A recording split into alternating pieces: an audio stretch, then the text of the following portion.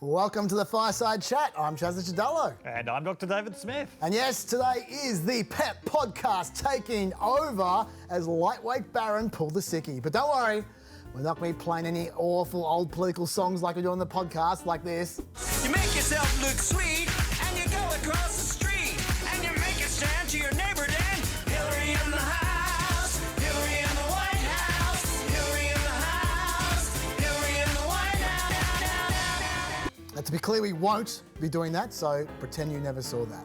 But what we will be doing is talking to someone with a front row seat to all the action in Trump's trial, journalist Jonathan Alter. And as immigration remains a key issue, we'll be looking at why the southern border is moving further south. But first,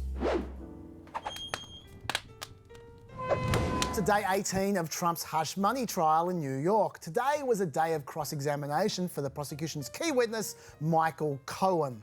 And there was very little discussion of the details of the case so far today. It was much more about dirtying up Cohen for the jury. The defence got Cohen to admit that he'd lied under oath to Congress, that he'd lied under oath to a federal judge, that he'd lied under oath in a deposition, that he'd lied both to demonstrate his loyalty to Trump and because the stakes affected him personally, just like in this case now. And then Trump's defence showed that Cohen had motive to lie in this case. They played a clip of an animated Cohen from his podcast in which he said he hoped that this man ends up in prison and how revenge is a dish best served cold and you better believe I want this man to go down and rot inside for what he did to me and my family.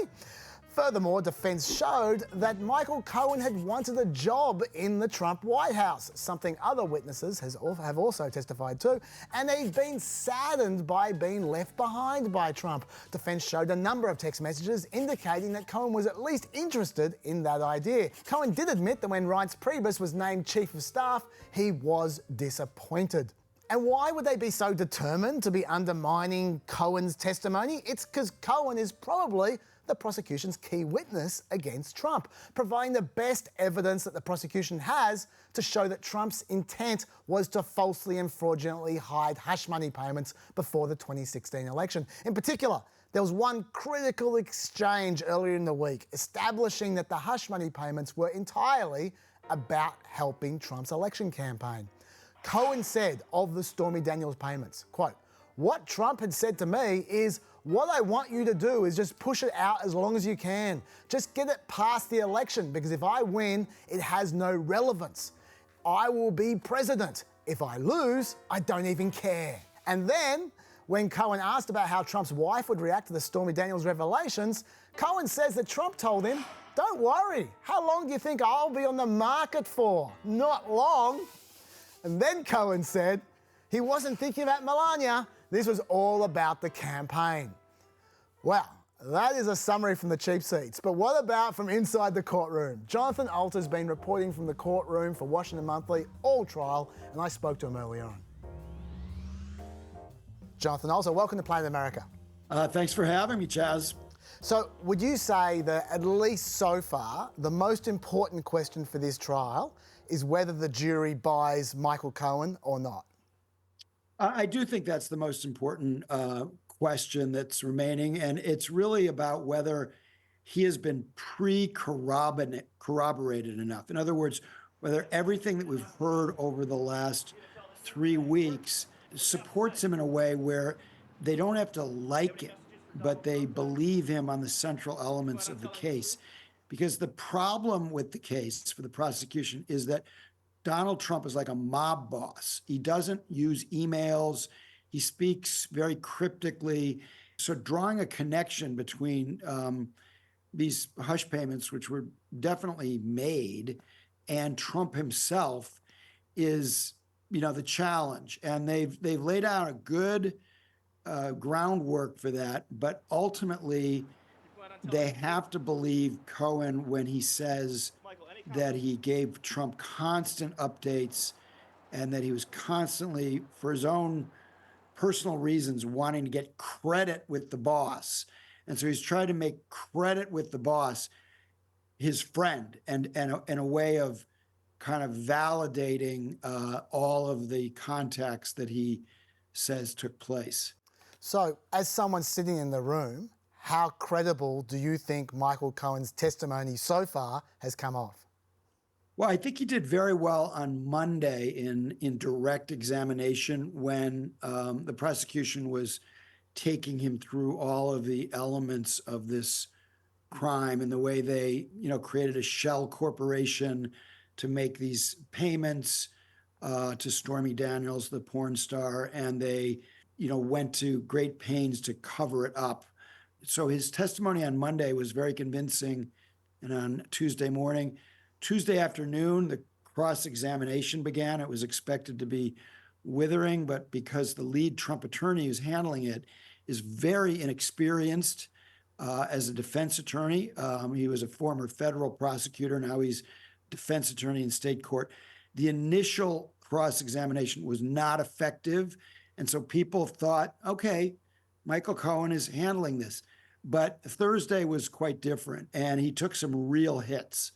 And so it's now an open question whether the jury will buy his story or not. Now, there are people all over that building, courthouses in the United States, courthouses in Australia, where you had really bad actors, liars, killers, whatever, whose testimony has nonetheless sent people to jail. So the jury doesn't have to think he's a choir boy, but they do have to believe that the story that he's telling is true, and it only takes one of them in our system for a hung jury, which would mean there'd have to be another trial if the state wanted to do that. His chances of being fully acquitted with 12 jurors agreeing that he did nothing wrong, I think is pretty small, but possible. Now, presumably you see the general media coverage of this trial each day. As someone who's in the room, what do you think we're missing? What's the general media coverage of this trial unable to convey? My sense is that, one thing that has been, I think, underplayed is that Trump is already being held accountable. He's in this, dingy courthouse, and he has to stand up every time the jurors come in and out. And they're not like sauntering in, oh, what'd you have for lunch? They are like soldiers for justice. They will not look at Trump. They pass 3 feet from him. They're looking straight ahead. They're looking down. And this is kind of a wonderful, small d democratic moment that we get 8 times a day when the former president of the United States has to stand in honor of ordinary citizens. I also loved when the judge, who's a terrific judge, he's really wise and fair and smart. His name is Judge Juan Merchan. And at one point, Trump, acting like he normally does, got up to leave. And he said, Mr. Trump, take your seat. And it was the first time anybody ever told Donald Trump anything since, his father died many years ago. His father was the only one he would ever listen to. This is a guy who was sent to military academy because, as his sister described, he was a brat, never listened to anybody. So now Trump had to sit down like the obedient schoolboy he never was. And there was a kind of a beautiful accountability to that I think maybe is not reflected in some of the kind of headline coverage. So how do you feel Trump is coping in this unfamiliar situation? Well, he's been very unhappy until today. So when this cross-examination went well for him, I spotted him. I was a couple rows back, and he was smiling as he was whispering to one of his attorneys. And it was the first time I've seen him smile, since jury selection a month ago. And normally he's very uncomfortable. We got to understand, this is a guy who is accustomed to a gold-plated commode in Trump Tower and Mar-a-Lago. And,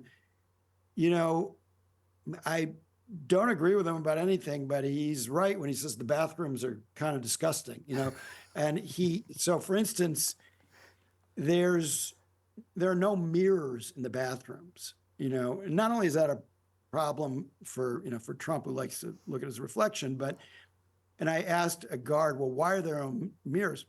Perps could cut people with them, I mean, we're talking about an environment where you see people going through the, not the 15th floor where the trial is, but when I've been on other floors, they're walking through shackled, right? This is where violent criminals go to be tried. And sentenced. And, go in the bathroom and there's graffiti on the wastebasket.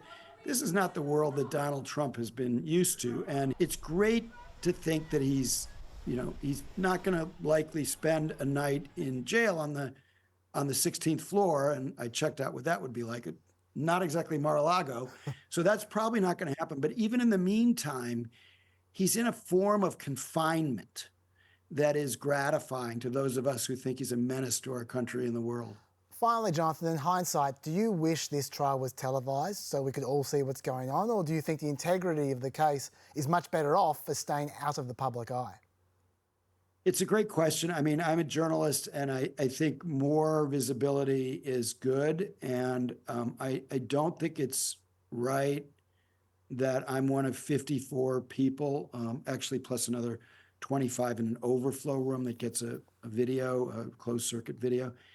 Fewer than 100 people, and there's no record of this trial. There's transcripts, but there's no video record, which I was really dismayed to hear. And as a historian, I was, I just thought it's wrong for there not to be video. At the same time, I can understand why legislators in New York who want dignity in the courtroom don't want to turn it into a circus where, everybody's talking more about, what bozo politician is in the courtroom rather than paying attention to the trial. And people do act differently on camera, and I think it could have influenced the case in some not very positive ways, but on balance, I definitely think there should have been cameras in the courtroom.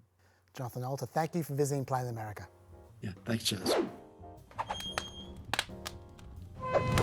Okay, now Dave, let's get you to work. On Wednesday, we started on the latest New York Times Sienna poll, which is like the gold standard of polling, essentially. And I said there was a lot more that we had to talk about, so well, let's talk about it now. Why don't we pick up where we left off on Wednesday? I was pointing out that although Trump does enjoy a 6-point lead amongst likely voters, that's not the main takeaway, for me at least. The main takeaway was just how much better Senate Democrats were doing than Joe Biden was doing in the very same states with the very same voters. So why don't you take it from there? Yeah, this has important consequences, both for the presidential race and for the Senate race.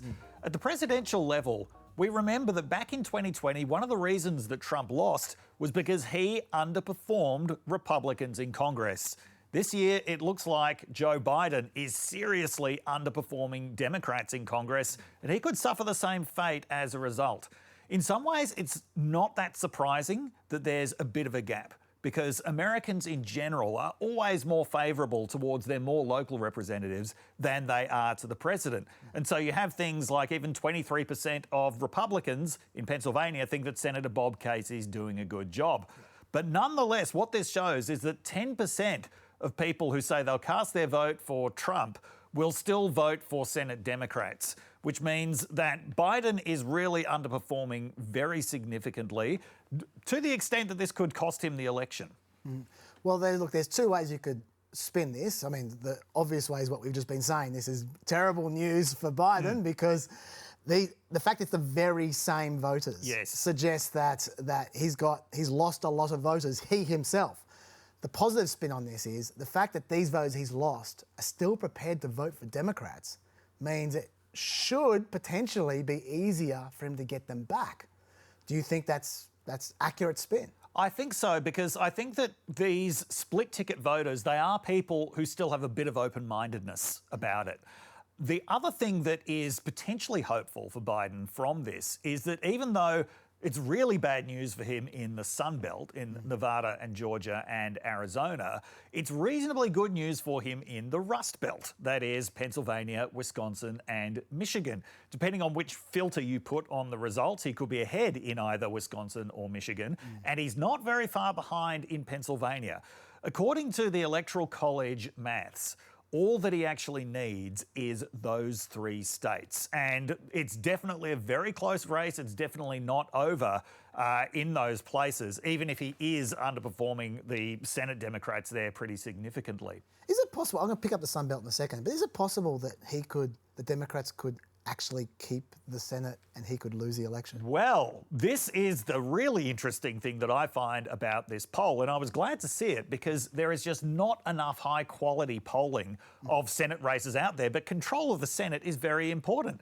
At the beginning of this year, you would have said it's the surest bet of 2024 that Republicans will win the Senate because there are so many Democrats up for re-election in tough races. What this suggests, in all four of those races where there are Democratic incumbents, they've got significant leads. In the one open race in Arizona, Ruben Gallego has a pretty good lead over Curry Lake, which will probably get bigger the more that people see of Curry Lake.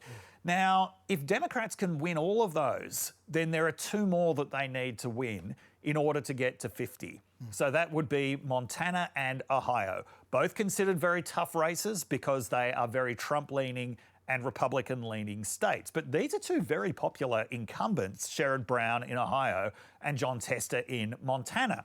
Unfortunately, there's not a lot of polling of these states, but the last polling that there was from both states in March showed both of them ahead by reasonable margins. So it is entirely possible now that they could actually win all of those states that would get them to 50.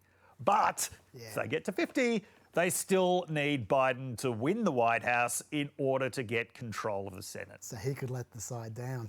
Now, I've got a couple of extra thoughts as well. I'll just give you my two main thoughts for now, and then I'll save the rest for the Pet podcast later. Firstly, you mentioned the Sun Belt. Biden's clearly got a geography problem. And what I mean by that is that Trump received the support of about 90% or more of Republicans in all 6 key swing states. And Biden received 94% of Democrat support in Michigan, 90% in Pennsylvania, 93% in Wisconsin. That's all good. But in the Sun Belt, that is Nevada, Arizona, and Georgia, Biden only received 84% of the Democratic vote. And that's why he's doing so much worse in those 3 states. But that geography problem is actually hiding a demography problem. And that is that white voters make up 84% of the electorate in Wisconsin, 79% in Pennsylvania, and 74% in Michigan, whereas they make up just half the electorate in Georgia and Nevada, and about 60% of the electorate in Arizona. And if we look at the demography numbers generally, this confirms that point. Trump and Biden were tied in the poll amongst 18 to 29-year-olds and Hispanic voters, even though Biden won more than 60% of the vote from both those groups in 2020. Trump was winning more than 20% of the black vote in this poll, which would be the highest level of black support for any Republican presidential candidate since the Civil Rights Act in 1964. So that's creating these problems in the Sun Belt. And importantly, those demography numbers I just talked about, they're just for Biden. In the Senate, Democrats are winning the youth vote 50 to 29. The Hispanic vote, they're winning 48 to 29. The black vote, they're winning 65 to 13. This demographic issue just seems to be about Biden and only Biden, and I think that makes it seem very real. What are your thoughts about that? The other big problem for Biden that is coming out of these polls is that the same polling organisation, New York Times Sienna, has shown Biden improving by about 5 points nationally since November. Yeah. But these swing state polls, they're almost exactly the same as they were in November. Same polling organisation. So even if this poll is an outlier of some kind, what this is suggesting is that Biden is not only underperforming Senate Democrats, he is underperforming himself in swing states, especially in the Sun Belt, for those reasons that you mentioned. Because of those demographic problems he is having with the very groups that Democrats have traditionally relied upon to win elections. If he can't get these groups back, he is in serious trouble. And I don't know what his prospects of getting those groups back are. There's been a lot of talk about the way that the Gaza conflict might have affected young, progressive and minority voters, but I think the biggest factor is the economy. Yeah.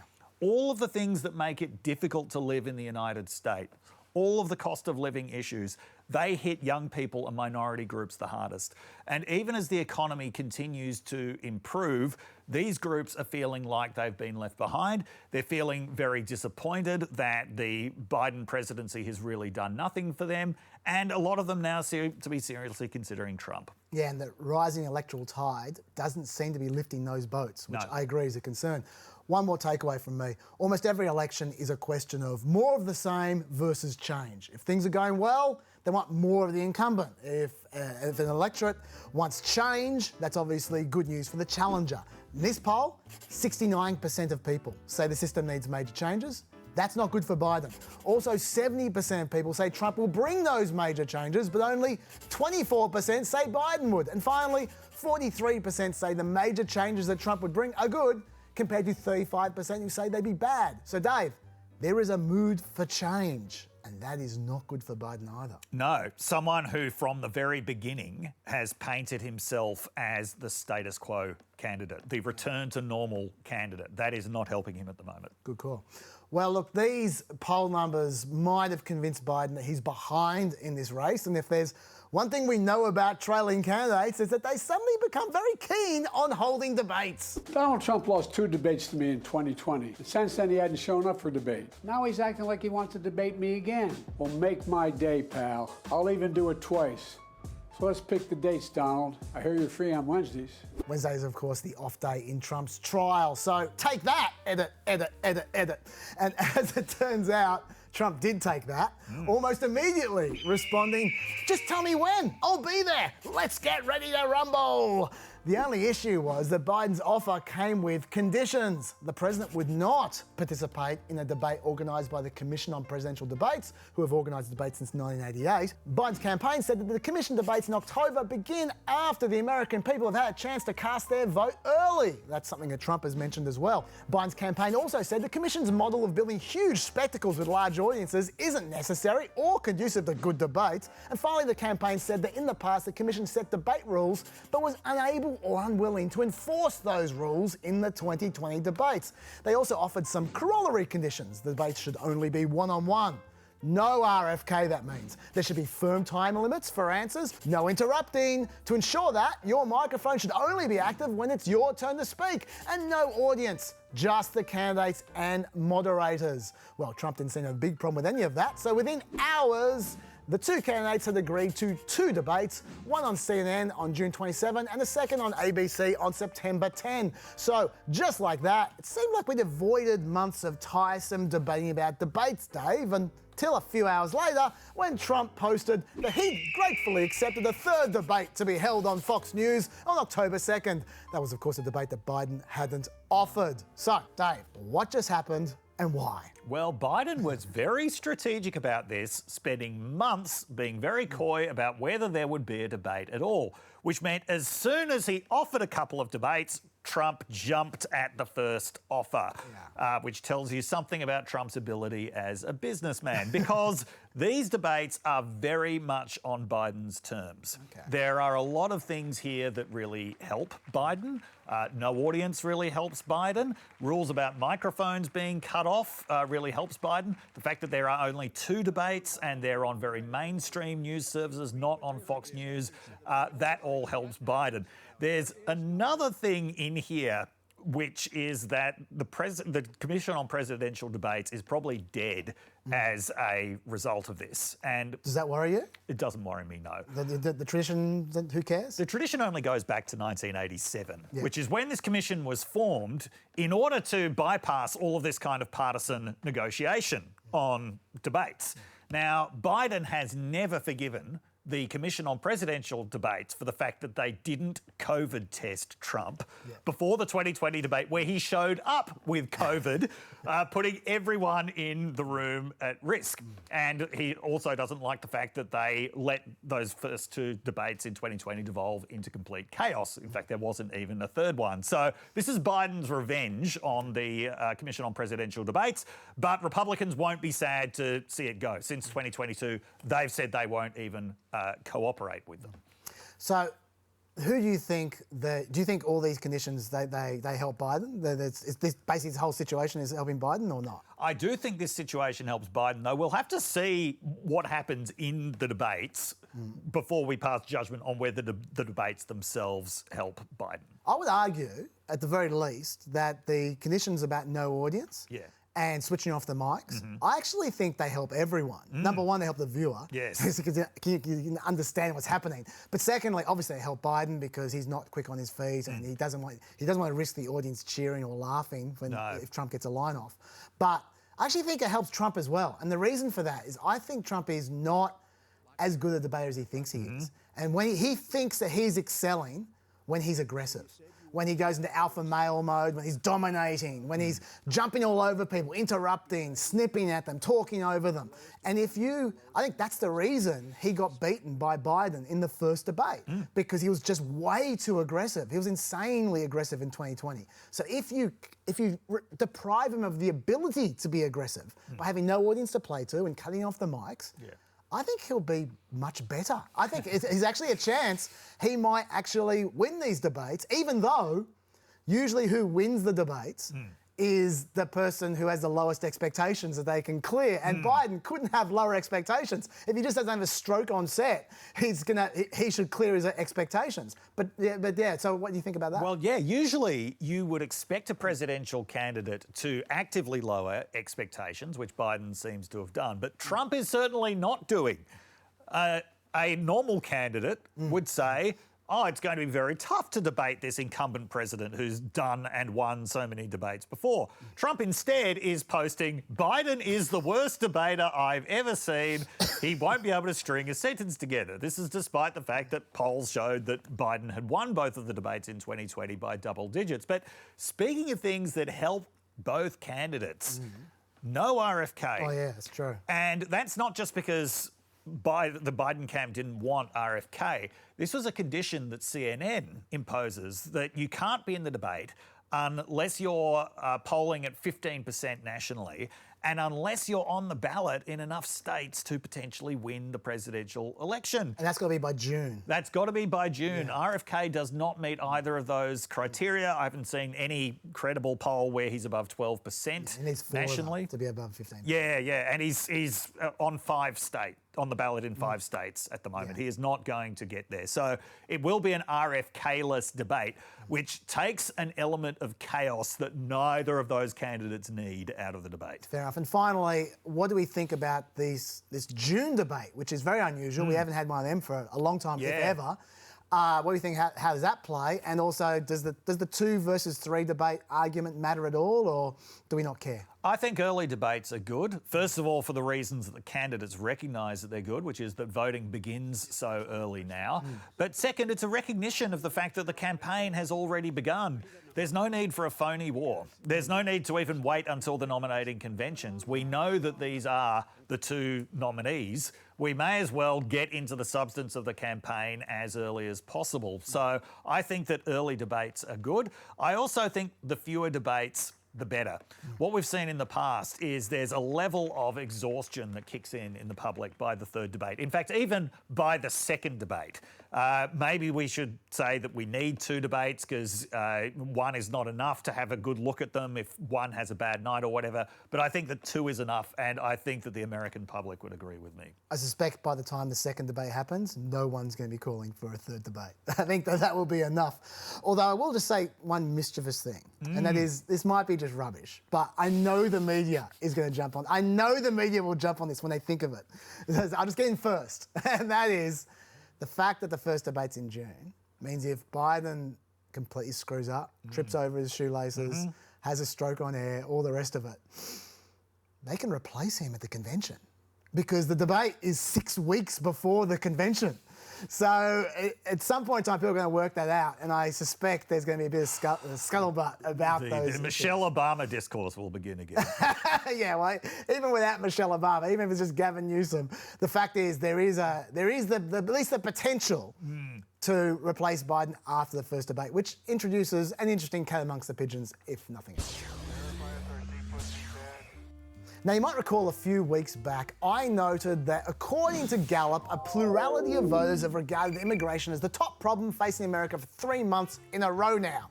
I did note at the time that the economy and inflation lines there should probably be combined. But anyway, but people are certainly concerned about irregular migration on the southern border. No doubt about that. And Trump certainly isn't making them less concerned. I will seal the border. I'm going to do it. and I will stop this invasion. I'm going to do it. I will stop the killing. I will stop the bloodshed. I will end the agony of our people, the plunder of our cities, the sacking of our towns, the violation of our citizens, and the conquest of our country. They're conquering our country. These people are conquering our country. For the record, I should note that most of these migrants are coming to work or to seek asylum, not to sack America's towns. In fact, research from Stanford in 2023 found immigrants were imprisoned at lower rates than people born in the United States. And the 2020 study found that undocumented immigrants in Texas tended to have fewer felony arrests than legal residents. But nevertheless, the border is under immense pressure, with 3.5 million people now in the queue waiting for an immigration court appointment. That number, by the way, is growing fast. And seemingly every week, there's some new viral clip showing migrants finding some new extreme way of getting into the country, whether it's through a fence, through a speedboat and Baywatch, whatever. It's been coming to a head for some time. Until recently, when the numbers at the border all of a sudden, hang on, they started to fall. As you can see, it's not like the numbers are low, but they have fallen about 40% at a time of the year when border crossings usually increase. So what's going on? Well, firstly, there's been a crackdown on migrants by the Mexican government. They've been using military patrols and highway checkpoints to intercept about 8,000 migrants a day. So that's a pretty big deal. But there might be an even bigger deal coming down the pike, because down in Panama, there's a 165-mile zone near the Colombian border called the Darien Gap, which has become a key corridor for people migrating from South America through Central America to the United States. Even though it does have dense jungle, treacherous terrain, wild animals, and violent gangs, still, over 520,000 people braved the Darien Gap last year alone looking for a new life, including 120,000 children. But the new president of Panama has other ideas. He says those who are down there in South America need to know whoever arrives here is going to be sent back to their country of origin. Our Darien is not a transit route, it is our border. And this would have been music to Biden's ears, this next quote. He said, "The border of the United States, instead of being in Texas, moved to Panama." Meanwhile, Democrats are apparently trying to reclaim the entire issue for themselves, with plans to call up various pieces of legislation in the Senate, perhaps even the bipartisan migration deal that was previously trashed by Republicans, and they're trying to pass them again. Presumably, that is with a view to trying to convince people that Republicans are the problem on this issue, not Democrats. I don't know if that'll work, they can try. Biden apparently plans to join this push with yet to be determined executive actions. We'll see about all of that. But Biden's already put out one of those executive actions, which supposedly will speed up the asylum claims process for migrants with criminal records or migrants who would have eventually been rejected. Under current law, when the migrant arrives at the border and undergoes a credible fear screening, they're allowed to continue on with the process all the way, even if they have a criminal background. But this order would let screening officers, right at the start of the process, reject them right away without waiting for a judge. Well, that is all very complicated. So why don't we talk to someone who actually knows what she's talking about? Dara Lind is one of America's most trusted immigration reporters. She's currently a senior fellow at the American Immigration Council. And she doesn't just talk the talk, she's actually been to the Darien Gap. But thankfully, she's not there now. Dara Lind, welcome to the Fireside Chat. Thank you, it's good to be on.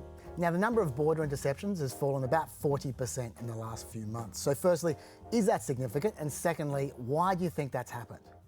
So it's certainly significant. The question, of course, is whether we can extrapolate from here. And that is almost never, it's almost never a good idea to try to predict where border numbers are going to go. That's because there's a lot in why people come that has nothing to do with what the U.S. policy is. For example, it's generally understood that the biggest factor in border numbers dropping since the end of last year is that Mexico has stepped up immigration enforcement throughout its territory, so that people going northward are more likely to get intercepted. They'll get sent back down to southern Mexico and kind of end up going in a loop, or they'll be sent back to their home countries. We have no reason to know if that is likely to continue. In the past, Mexico has engaged in various immigration crackdowns, usually with the United States' encouragement, if not outright threatening. but it's never really stepped them up in a permanent way. So, and with the Mexican presidential election happening next month, although the president-elect won't then take office until the end of the year, it's not at all clear what the kind of state of Mexican-U.S. relations is going to be before our presidential election in November. So far, yes, it's been a very significant change, but who knows what's going to happen between now and when people go to the polls in the U.S. What about Panama? Do you think their new president genuinely has the ability to stop migration across the Darien Gap? And if he does, how much of a game changer would that be? If it were possible to stop migration through the Darien Gap, that would be enormous, because what we've seen since the COVID-19 pandemic is that really has become a major route and arguably the primary way for people to get to the United States. That said, there's no formal border between Panama and Colombia because the jungle through the Darien Gap has usually been considered to be impassable. It's only with the rise as a migration route that people have stopped just calling it impassable, but there's still no formal roads through a lot of that. It's incredibly dangerous terrain. I was in Panama last summer, right after the U.S. actually announced a 60-day campaign with Colombia and Panama to stop the illegal transit of people through the Darien Gap. That didn't happen at all, and frankly, no one on the Panamanian side had taken it seriously. When I was there, Panama had only just gotten to a point of having several foot patrols going through the jungle at any given time. It's really impossible to overstate just how far Panama is right now from being able to even have the kind of surveillance that the U.S. does across the U.S.-Mexico border, much less the ability to shut down migration entirely. What we could see with Panama is once people come out of the jungle, they've been just bussed through on government contracted buses to Costa Rica pretty quickly because Panama didn't want people staying in their territory.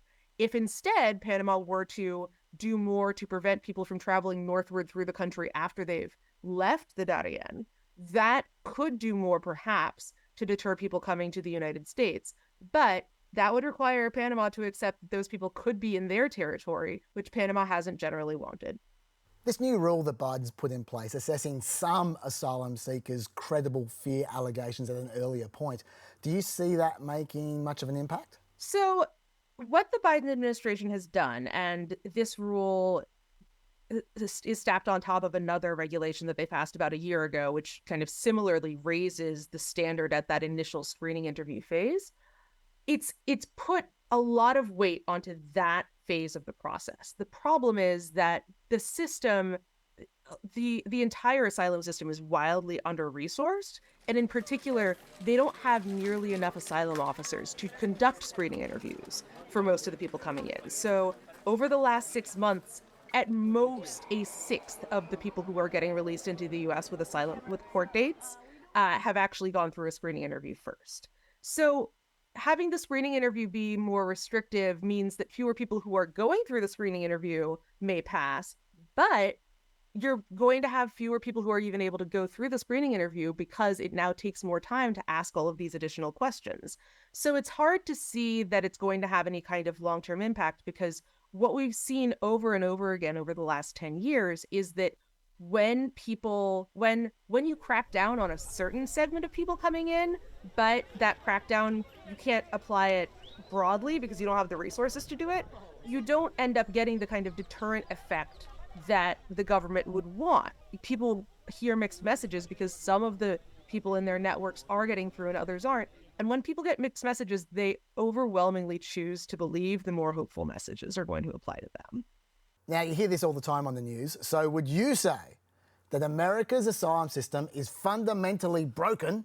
And if so, how do you fix it? I think that, sure, you can say that. I don't know what difference it makes from a policy perspective if you say that it's broken versus it's just totally overwhelmed and under-resourced. And the latter is definitely true.